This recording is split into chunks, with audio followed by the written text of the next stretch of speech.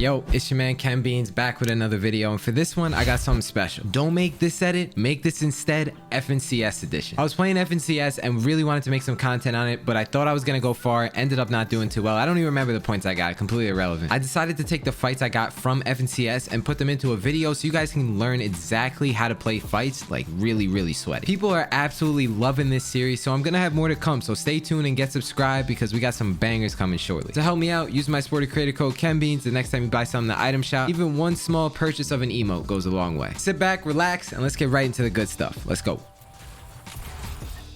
This fight right here was sweaty. Getting lasered at the start of a fight is never a good thing, but in FNCS, it just seems to be the norm. So many people ask me how I don't get nervous in these situations, and it's just literally because I've been in them so many times, it's almost like it's annoying more than it is nervous. This is don't make this edit, make this instead, so I'm just gonna try and keep this specifically to edits and when I got shots on the guy. You see how I instantly build 2 boxes instead of 1? This gives me so much more breathing room, so I'm able to get a pre-fire shot, and even though I don't hit it, that's how you get this guy off your box. You kind of have to risk it to get the biscuit in this case. If you guys are looking to improve an arena or anything, you need to learn how to just use your mats when you need to. This is a situation where I'm taking this guy to the sky regardless, because even though I'm 5 HP here, I don't give a damn. The only thing you're getting when you kill me is siphon mats. Even though this guy ends up dying to fall damage, this was the play. When you play against someone who's weak, the whole objective is to play in a different box while you make edits in front of you. When you make an edit like this, what you want to do is place other build pieces so you don't have to reset, because it's faster to build than it is to reset, even with scroll wheel reset. Not only that, but placing a new build allows you to set up a different right hand peak. What you want to do is make an edit like this. The second I get pumped hard, what I do is I expand multiple boxes away so I can use my piece control while I'm in a different box. This is how you play against someone who's mega sweaty. When someone's really aggro on your wall, playing multiple boxes away allows you to take them off guard and just make them do dumb things. The most common way to beat a guy who's constantly pressuring your wall is just build so many different boxes away and then edit your way back and just play in all those boxes you made. Now I'm getting pressured mad hard here, but the goal is to get minis off so I can attack this fight in a way better situation. In this case, you don't want to make any edits. What you want to do is just let them have the wall and then place a stair right behind you mega fast. I'm always telling you guys to pre-box other people, right? And because I know that people do that so much, what do you think I do? In this situation, you saw how I edited out the left and then actually reversed my stair backwards to try and confuse the guy. Stuff like this allows him to not get pre-boxes on you and allows you to play smarter and slower. Common sense will tell you the second I make an edit on this guy's gonna come spraying through and try and get my box. I made an edit that was at a super awkward position to him, so he was forced to spray through. After that, I was fed up with this guy and just pumped him right in the face. I just showed you guys exactly what to do when someone's being super aggro on you and you're the one that's weak. Allow me to flip the situation around real quick and show you how I pressure people. Remember how I told you that lots of people like to make a lot of boxes whenever they're weak? This is exactly why I always try and set up a lot of pre-boxes around people so that they're forced to only go in one certain direction. This makes it extremely simple for me to track them, and it doesn't give them a lot of breathing room and might make them flustered and do something they didn't want to do. Having a very clear health advantage is very simple. The whole objective is to just not get them to heal up. All that requires is you just pickaxing their wall, shooting it with your shotgun as well, like I did right here. Shooting your shotgun kind of like a bulldozer to get through builds is definitely the way to go about it, because it keeps them mentally focused on hearing the shotgun, so they're nervous to make an edit. They know that you're not a weird player and you always are going to have your shotgun out whenever you're trying to box fight them. Psychologically, this is what you want to do to play mind tricks on them so that they're always scared and trying to run away, and this is when you can kind of clock them in the face like I did at the end here. The main takeaway from a series like this is to always don't make this edit, make this instead, right? Whatever. Have your shotgun out a lot, because having it out more often than not will save you in most box fights. Just be patient. Next clip. I get this guy weak, I'm spraying him, and I end up taking the river to get to him faster. You see how I'm doing a mini piece control course for myself so I can set up a lot of builds around me. That way, if he tries to run around in different boxes, he's gonna fly into my box. Look, this is something that's very simple. Let's say you get someone's wall and they're holding a stair, but you can't see them. Don't go in the box if you don't know where they are. What you want to do is make an edit like this through a window and trying to attack the stairs to break it and put your own piece control there. What I love so much about when someone resets an edit is that the wall is always going to be one shot, so they're not going to try and open up an edit when you're trying to swing your pickaxe and take it. When a wall's one shot like this, it's super easy to tell what they're doing, and you swing, you take it, and then boom, easy kill, just like this. This is an edit that you don't want to make. I got strong mats and I'm trying to piece control this guy so I can get a nice little clip for the video, but also just try and kill him. I got to remind myself to not take walls in this position. You wanna know why this didn't work? I'm swinging swinging at a metal wall. In order for this thing to break, I probably have to hit it 3 or 4 times. That gives this guy so much opportunity to line up an edit, and I won't even be able to tell where he is. Do yourself a favor and don't try and go for an edit like this. To keep this short, the next time I get in this situation, what I'm gonna do is waterfall down like this. I'm gonna place cones around, then place a wall. I'm gonna window edit here,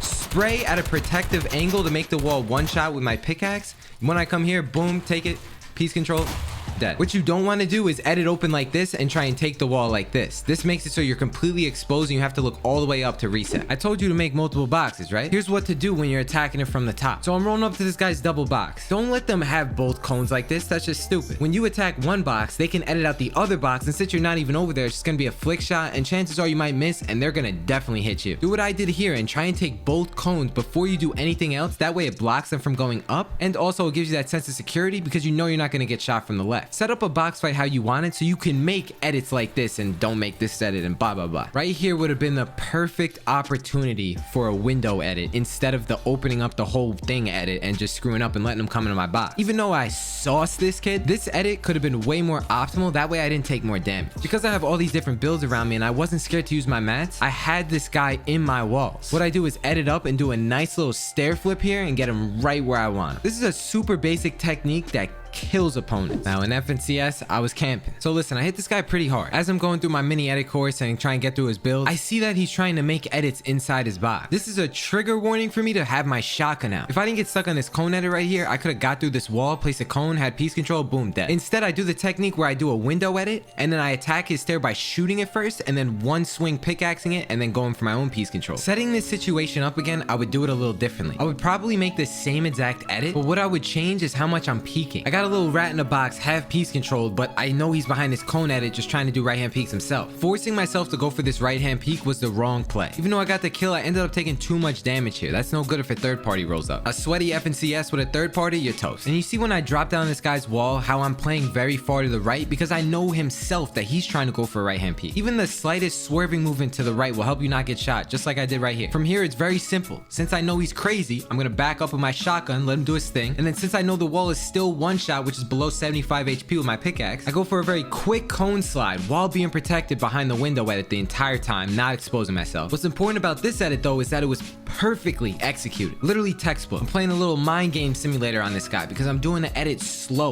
You saw how I got the wall and then I waited a second before I did the peanut butter edit? This is how you take the guy off guard even though you know that he's trying to 50-50. Here's one small edit that you should never rush to make. I should have known that in a sweaty game like this, there's always gonna be someone predicting my edits. I'm just trying to predict this guy's movement and just trying to piece him up by placing cones on top of his builds, just like anyone else would. When you block off this guy's stair, wait a second before you confirm this cone edit. That way you can really test the waters to see what this guy is doing. If I would have waited even 1/2 second, I would have realized that this guy was gonna make an edit through his floor and then shoot me on the way down. This completely screwed up the momentum of the whole fight, and then I ended up dying to a third party because I was 1 HP. Yet again, here's another fight with all my shield knocked off. I try and go for a pre-fire almost at the start of every fight because this is when they're most likely to make mistakes. Don't always do this though because sometimes the play might be to heal up, just an FYI. The second I get hit again, it's my instant reaction to just start tarping like crazy. I don't care. I'm wasting my mats before I let this guy get an easy kill on me. Make it difficult by building multiple boxes like this. I can't stress this enough. This is a god, don't make this edit, whatever. I don't care what you tell me. This is a god edit that's gonna help you so much in box fights. So look, I have multiple boxes and I'm placing cones because these guys are crazy and all they do is just try and piece control you. So I place cones and play in the center of those two boxes. That way, by the time that this guy swings his pickaxe and tries to go for any sort of edit, I'm gonna be able to shoot before he could take out a shotgun. And what do you know? That's exactly what happens. And then just luck of the draw, he ends up getting sniped. But I probably could have killed him here. You see how I was in a box and I was so far back in that box that by the time I pre-fired him, I built a wall and I'm in a new box. That's so good. This is what you want to do against sweaty players. I'm giving you guys some of the best tips to kill some sweaty players. So if you guys kill me, I'm coming for your neck. But it's all good. If you like the video, we're even. All right? So make sure you like the video, hit that subscribe button. Thank you. Come check out the streams, KenBeans on Twitch. Listen, if you're this guy right here, I get a nice snipe on him, right? He's panicking. I spray through his builds, hit him 30 white again. So I'm just keeping the pressure up, doing simple things, right? Trying to have my shotgun out as much as I can, whatever. In a situation like this, I hit the wall once. I'm so close to hitting it a second time. Notice where I put my crosshair. I put my crosshair on a place where I know that this guy is not gonna make an edit. So many times are people gonna do a top right hand corner edit with a peanut butter edit, whatever. And you can see how I snagged it from the bottom. This This makes it so even though he does the edit, by the time he jumps, I snatch it. Then from there, it's just a simple right hand peek, boom, dead. This is how you wrap up fights against sweaty people. I'm telling you, stuff like this really works. You can see it here. Okay, so as I go fast through these kills, right? You see how I snipe this guy and I'm pressuring his wall? You see how I make the wall one shot as I'm right next to it? Because if he was there, I could have snagged it. Instead, I read him and I realized that he went deeper into the box, so I just shot right through it. But if he was in that box, I could shoot it and then take the wall and go for some sort of piece control, right hand peek, boom, dead. Another example of how to wrap up a fight. Let's get on to the next. Serious talk right now. If you guys made it this far in the video, I know you guys like my content, or at least a little bit. Let me know if you guys think I should play tournaments and other events. That way I can get don't make this edit, make this instead clips, so I can post that instead of just normal arena clips. Or do you guys prefer sweaty arena fights instead? Leave a comment, let me know down below. While you're down there, consider dropping a like, hitting the sub button. Also, if you have any questions, feel free to stop by my Twitch stream as well. I stream every Monday, Wednesday, Friday at 1 p.m. EST. I'm almost on the verge of partner on Twitch. I just need to average of 75 viewers and we're almost there. Anyone who leaves a lurk up doesn't even have to say hi. It would definitely mean the world to me. Shout out to everyone on the screen right now using code KenBeans. It's been your man Ken with another episode of Don't Make This Edit, Make This Instead. Stay tuned for the next video. I hope you guys enjoyed. I hope you have a wonderful rest of your day or a good night. Deuces, everyone. Peace.